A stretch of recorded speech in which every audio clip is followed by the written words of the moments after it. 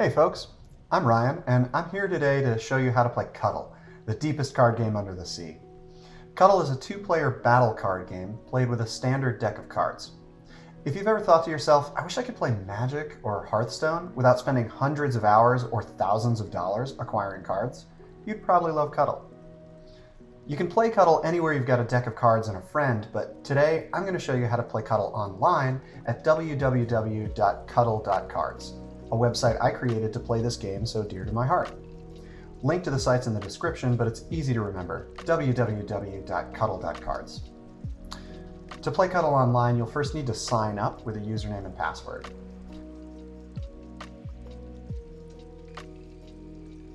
Great.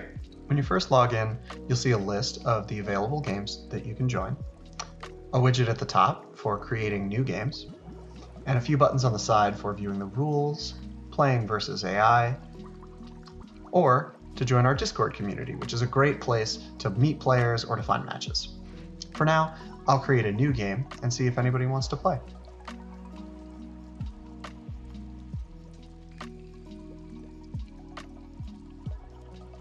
Okay, great. It looks like somebody wants to play. So we both hit the ready button in order to start the game, which looks like this. Now that we're in the game, let's talk about the rules. The goal of Cuttle is to reach a certain number of points. The default is 21, and the goal goes down with the number of kings you have. So with one king, I'd need only 14 points to win, for example. You can click these little info icons to see how many points everyone needs based on the number of kings they have. So as we play, I'll be building up points and trying to prevent my opponent from gaining enough points to win. Whoever hits or exceeds the goal first wins immediately.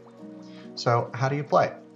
On your turn, you can either click the deck to draw a card, or choose one card in your hand to play by clicking it and then selecting a way to play it. Now, there are several ways that you can play cards, and so rather than listing them all one at a time, I thought it would make more sense to introduce them in the context of a full game as they come up, and then at the end, we can go over the full list of all of the moves once you've gotten the feel for the flow of a game. That said, if you'd like to read and follow along, you can click here to read the full rules on my site. So as I mentioned, there are several different ways that you can play cards, but the first and the most important is for points. You can play a number card, ace through 10, for points, and it's worth as many points as the rank of the card. So an ace is worth 1 point, a 10 is worth 10 points, and so on.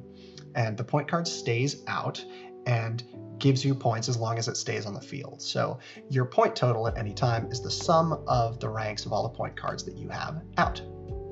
Now for my first move, I'm going to play a 4 for points. So now I have 4 points and need 21 to win. Now my opponent has played a 6 for points, so they have 6 points and need 21 as well. This turn, I'll click the deck to draw a card. Now my opponent has played a 5 for points, so they have a total of 11 points, and they still need 21 to win, which means I am in check.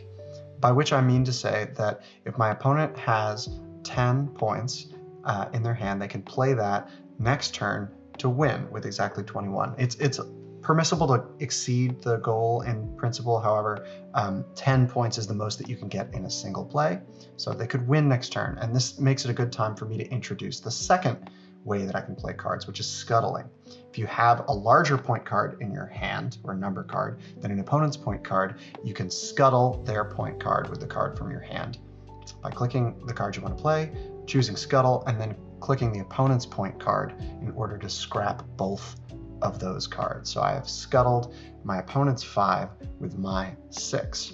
And now my opponent has only 6 points again, which means I'm no longer in check. So now they've drawn a card. Now I've drawn a card as well.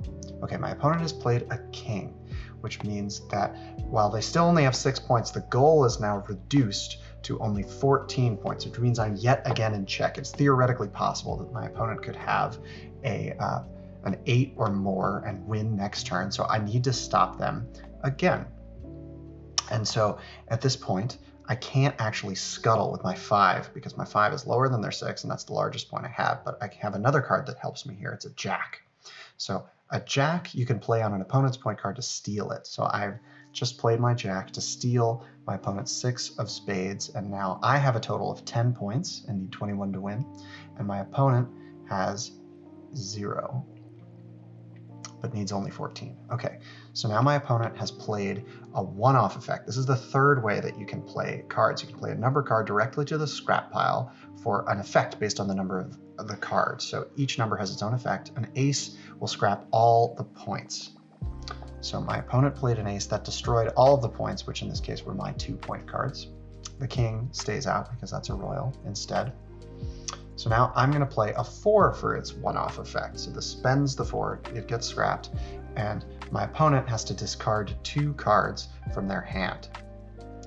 That hurts to do always. All right, now I'm going to play a 5 for its one-off effect, which is to draw 2 cards from the deck. Great.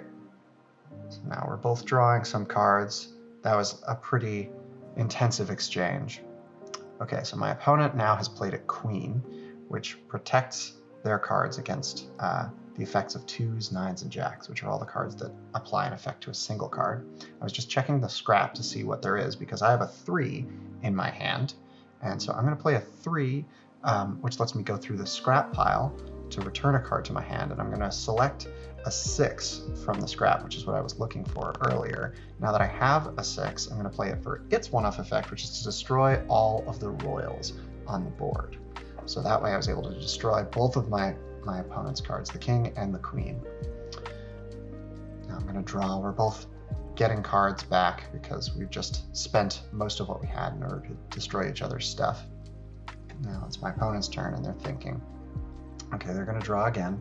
So now I'm going to play a queen, which again protects my cards against 2s, 9s, and jacks.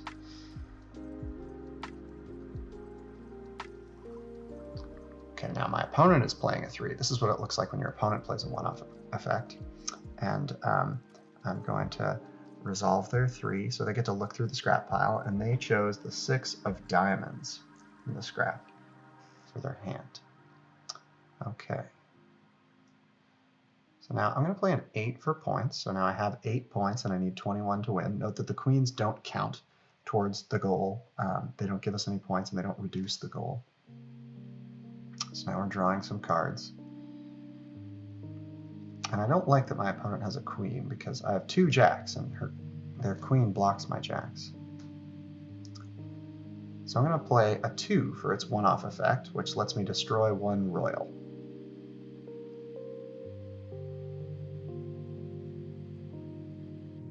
So my 2 destroyed my opponent's queen. So my opponent has played a glasses 8, which allows them to see my hand as long as it remains on the field. So my hand is currently being revealed to my opponent. And 8s are a little bit unusual because most of the number cards, ace through 9 actually, you can play for a one-off effect by scrapping the card and then you immediately get an effect one time. We've seen a number of these throughout the game, like an ace destroys all the point cards like one time right now. Whereas an 8 continues to reveal my hand as long as it remains on the field. So now I'm going to respond to this with aggression. I'm going to play a 9 for points, which means now I have a total of 17. That puts my opponent in check because I only need 4 or more points to win, though my goal is still 21. So my opponent needs to do something to stop me. Now they've scuttled my 8 with their 9. So I'm going to draw another card. It's their turn again. And I'm looking to continue to play offensively because at this point I have the momentum, so I want to try to put my opponent in check and stop them from defending against my check. Okay, so they're playing a 7 for its effect, which we haven't seen yet. That lets them pick one of the top 2 cards off the top of the deck and play it however they like. So they picked the 2 and played it for a one-off effect. We've seen the 2 earlier to destroy a single face card, so they destroyed my queen. Now I'm playing that 9, as I mentioned, I wanted to do earlier. So I have 18 points up. They stole it with a jack. I'm going to play a 10 for points. So they may have my 9, but now they're in check yet again. They need to do something to stop me. And I'm going to note that I've been sitting on this 2, which I haven't actually mentioned earlier.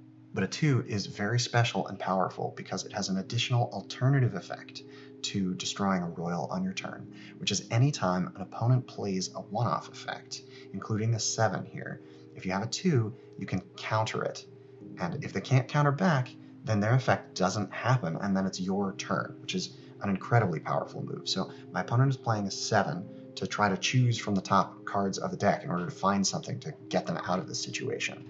And I want to prevent that from happening, so I'm going to counter their 7, that one-off effect, with my 2.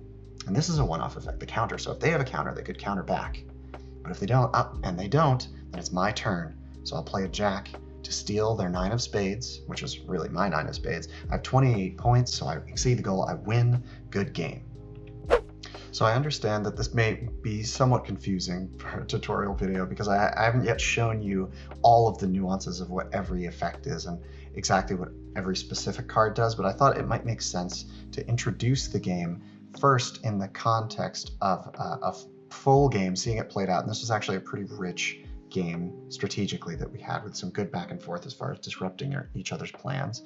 And I thought that might help to contextualize essentially what the different moves are so that it would make a little bit more sense before we look specifically at all of the separate one-off effects and the full list of what every card does.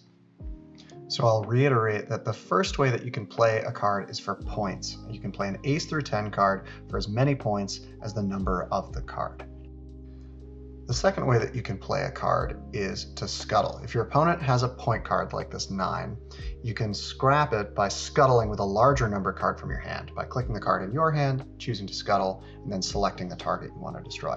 One thing that we didn't see in the course of the game earlier is that you can actually scuttle a card of the same rank if yours is the higher suit. So I'm able to scuttle my opponent's 10 of hearts with my 10 of spades because spades are the highest suit. The suit order goes spades, then hearts are the second best, then diamonds, then clubs are the lowest.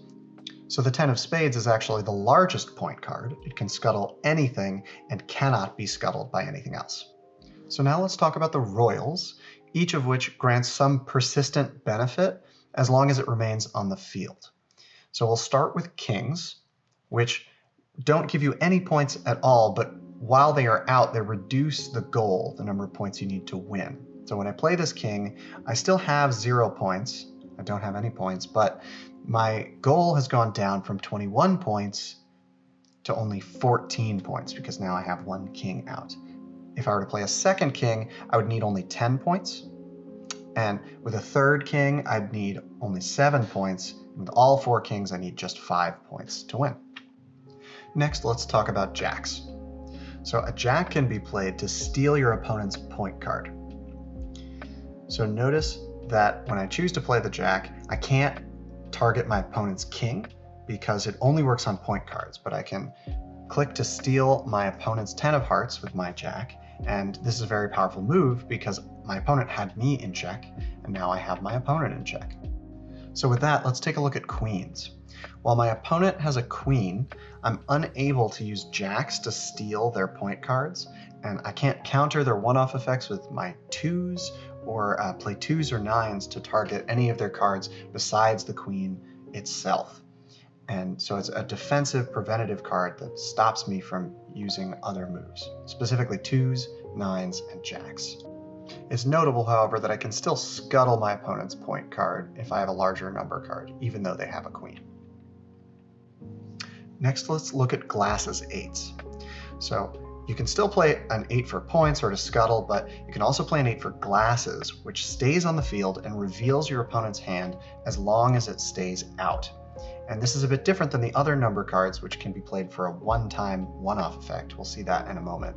But the cool thing about 8s is that they continue to reveal the opponent's hand. So I just saw this 3 that my opponent just drew, and will continue to do so as long as my 8 stays on the field. So the last way that you can play a card is for a one-off effect. You can play any of the number cards ace through 9, except the glasses 8, for a unique effect based on the number of the card that happens one time. That's why it's called a one-off. The aces effect is to scrap all the points on the field. And so if I play this ace, we'll see that my opponent may counter.